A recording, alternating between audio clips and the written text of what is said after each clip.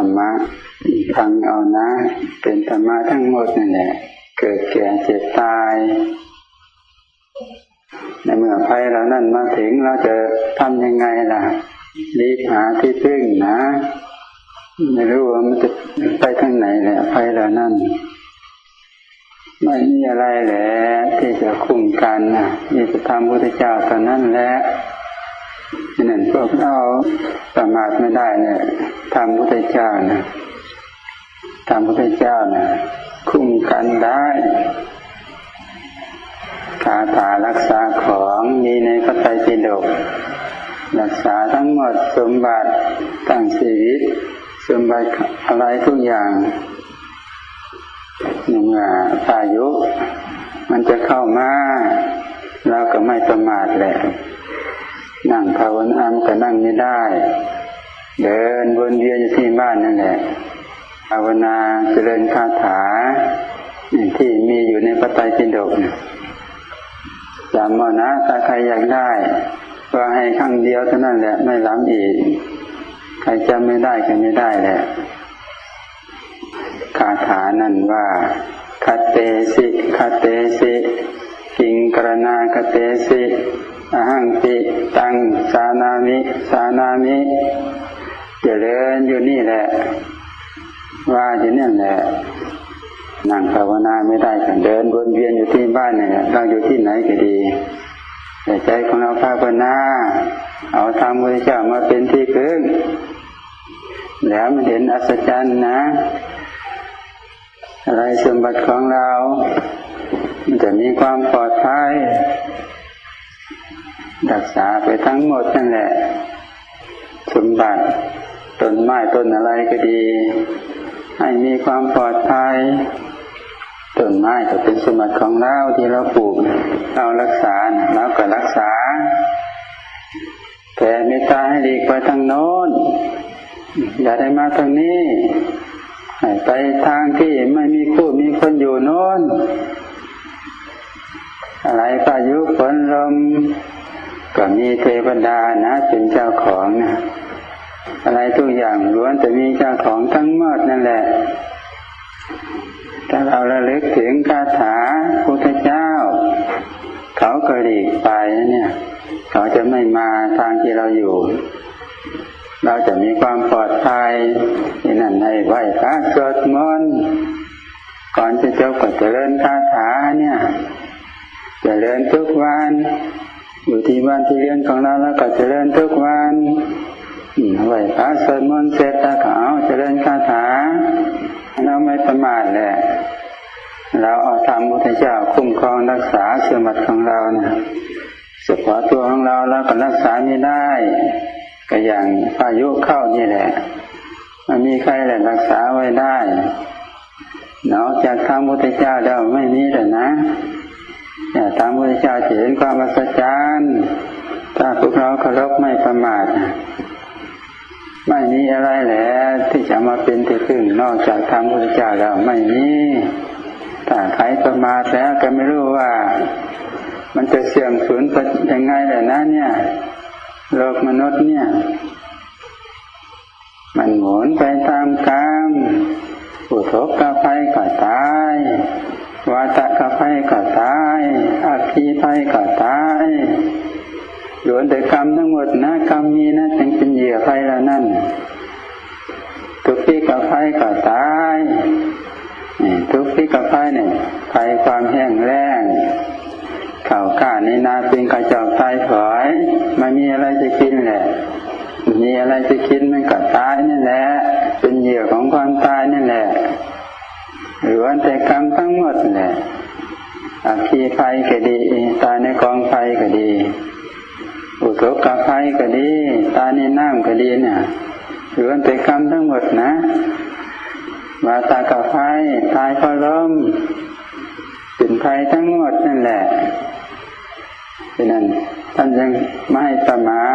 ทธรรมพุทธเจ้าถ้าประมาทแล้วไม่รู้ว่าเราจะเป็นเหยื่อภัยข้องไหนแหละนะความตายเนี่ยมันอาจจะมาถึงก็ได้ถ้าเราประมาทนะความไม่ประมาทเท่านั้นแหละยึดเอาธรรมพุทธเจ้านั่นแหละเป็น ของเรานะเราก็แผ่เมตตาทุกวันนะเนี่ยภัยอะไรก็ดีให้หลีกไปทางโน้นทางมันมีคู่มีคนอยู่โน้นทางไหนเรามีคู่มีคนอยู่จะได้มาอย่าภัยเรานี่ล้วนแต่มีเจ้าของทั้งหมดเทวดานะเป็นเจ้าของน่ะ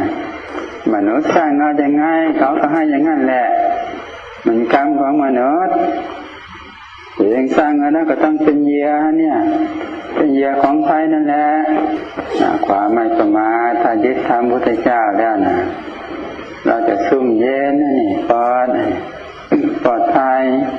ไปแล้วนั่นมาถึงแล้วก็รอดพ้นไปได้ไม่เป็นอันตรายแต่กรรมนี้แหละเป็นเหยื่อของกองภัยนั่นแหละเนี่ยแต่เป็นกรรมอะไรก็ไม่ทราบแหละถึงเนี่ยปัจจุบันตัวเองไม่ได้ทำแต่กรรมอดีตโน้นกรรมอดีตนี้ก็ต้องเป็นเหยื่อของกองภัยนั่นแหละอันนี้เราก็ไม่รู้ว่าเราเคยสร้างยังไงล่ะเราเคยสร้างเคยทำมายังไงเราก็ไม่รู้นั่นความไม่ประมาทเท่านั้นแหละยึดมั่นในความดีปัจจุบันแล้วก็แผ่เมตตาทุกวันนะเนี่ยทำก็ดีที่ตัวเองได้ทำมาก่อนแล้วนะถ้าก่อนแล้วรับส่วนบุญเขาก็มีอโหสิเขาก็มีอโหสิถ้าเขาไม่รับส่วนบุญเขาไม่มีอโหสิเลยนะถึงแม้ไม่ได้รับปัจจุบันต่อไปเบื้องหน้ามันเที่ยงเรื่องกรรมดีกรรมชั่วเนี่ยทำลงไปนั่นแหละเป็นของเราทั้งหมดนั่นแหละอาศัยความดีเท่านั้นแหละเพื่อจะใส่หนี้ตอบแทนแล้วเป็นหนี้เขากับความดีนี่แหละใส่หนี้ความดีเท่านั้นแหละที่จะใส่หนี้ได้ตอบแทนได้นะไม่กระลบในความดีทำแต่ความชั่วก็ยิ่งจะเพิ่มหนักเลยนะเนี่ยอย่าไปแล้วนี่อดีตก่อนพุทธกาลโน้นก็มีเนี่ยมันเกิดจากมนุษย์ทั้งนั้นมนุษย์สร้างเอาเกิดจากไฟราคะไฟโทสะไฟโมหะนี่แหละไฟสามกองนี่แหละจะเผาโลกจะสิ้นหายกับเพราะไฟสามกองนี่แหละไฟสามกองนี่มันกำลังกล้านะมันมีอยู่ในโลกเนี่ยมันจะลุกลามมาถึงเราเมื่อไรล่ะเนี่ยเขากำลังร้อนความดีทำพุทธเจ้าเท่านั้นแหละเปรียบเหมือนกับน้ำถ้าเราเตรียมน้ำมาไว้พร้อมแล้วเนี่ยไฟจะลุกลามมาแล้วก็ดับได้น้ำเป็นของเย็นทำพุทธเจ้าเป็นของเย็นเหมือนกับน้ำนะน้ำที่เป็นของเย็นเท่านั้นแหละดับไฟดับความร้อนนะแต่เราไม่เตรียมมาไว้เราจะมีอะไรล่ะมันจะไม่เป็นเหยื่อของกองไฟนั่นเหรอนะการทำความดีก็ยึดเอาทำบุญเจ้านั่นแหละเป็นหลักจังว่าดีปฏิบัติตามธรรมพุทธเจ้าขารพธรรมพุทธเจ้านะท่านบัญญัติห้ามในศีล 5 ศีล 8แล้วก็ขารพจึงเป็นผู้ยึดมั่นในความดีนะสร้างมาแต่ความดีเพื่อตอบแทนเพื่อใช้หนี้ถามพุทธเจ้าโลกเขาประมาททุกวันเนี่ยเพราะเขาประมาททางพุทธเจ้านั่นแหละโลกมันจึงได้ร้อนแล้วมันจะเกิดอะไรขึ้นเนี่ย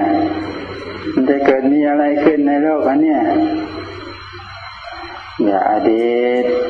ก่อนพุทธกาลโน้นคนมันก็มากนะแน่นขนาดคามนิคมชนบทนครห่างกันพอไก่บินตกคนมันแน่นขนาดคนนั้นก็ชื่อหมายเพราะไปแล้วนี่แหละอัคคีไฟบ้างอุทกไฟบ้างวาตากไฟบ้างปฏิกไฟบ้างแล้วก็โรคระบาดตามมาได้นั่นตอนว่านั่นยักษ์มากินโรคระบาดนะโรคระบาดนั่นเขาก็มีจิตวิญญาณนั่นแหละเดี๋ยวว่ายักษ์กินคนกินหมดนี่บรรดายักษ์อะไรก็ดีเขากลัวทางพุทธเจ้านั่นแหละถ้าเราไม่มีธรรมพุทธเจ้าเขาไม่กลัวนะเราจะเป็นเหยื่อของเขาแหละเนี่ยฉะนั้นสมาทไม่ได้นะธรรมพุทธเจ้าเนี่ย ลบไม่สร้างเอา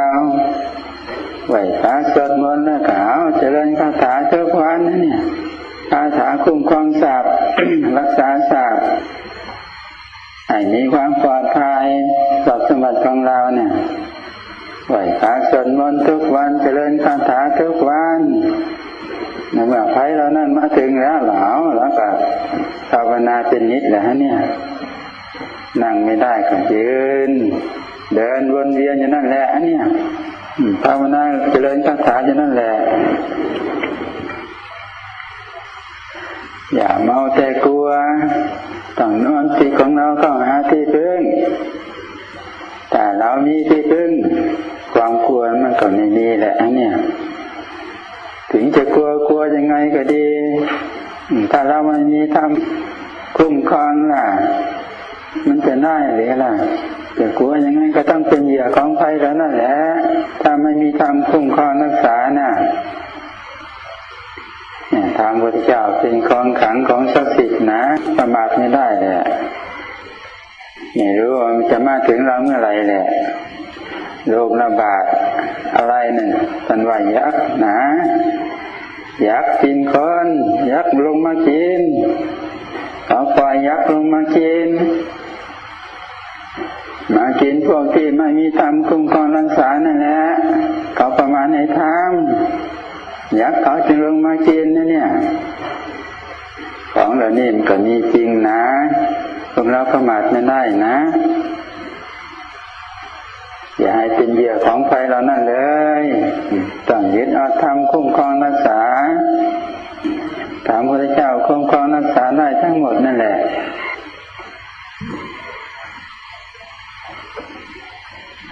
นอกจากธรรมพระพุทธเจ้าแล้วไม่มีแหละเราจะพึ่งอะไรล่ะนอกจากธรรมพระพุทธเจ้าแล้วไม่มีนะในโลกนี้เพราะธรรมพระพุทธเจ้าสูงสุดบรรดายักษ์ก็เคารพเทวดาอินทร์พรหมอะไรก็เคารพธรรมพระพุทธเจ้าน่ะแต่มนุษย์นี่แหละมันประมาทไม่ค่อยเป็นเคารพกันแหละธรรมพระพุทธเจ้าน่ะอะไรก็มารวมอยู่ในมนุษย์นี่ทั้งหมดนี่แหละที่พูดสามัญอะไรก็ดีก็รวมตกอยู่ในกรรมมนุษย์อย่างไงก็ดีรักษาให้มีความปลอดภัยไม่เป็นเหยื่อของภัยเหล่านั้นก็เป็นบุญแล้วเนี่ยโลกทุกวันนี้ก็มันยังไงล่ะเนี่ย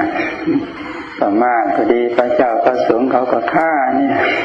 ใช่กรรมเหล่านั้นหรือใช่เป็นบาปเป็นกรรมเหล่านั้นเลยล่ะอะไรก็จะฆ่าได้ทั้งหมดกิเลสนี่แหละกิเลสความโลภความโกรธความหลงเนี่ยมันเป็นภัยใหญ่มันเป็นภัยใหญ่มันเกิดจากนี่แหละเกิดจากกิเลสความโลภความโกรธความหลงนี่แหละภัยแล้วเนี่ยร้อนไปทั้งหมดทั้งโลกเนี่ยอย่างไงก็ดีรักษาเอาตัวของเราจะให้เป็นเหยื่อของภัยแล้วนั่นก็เรียกว่าเป็นบุญแหละ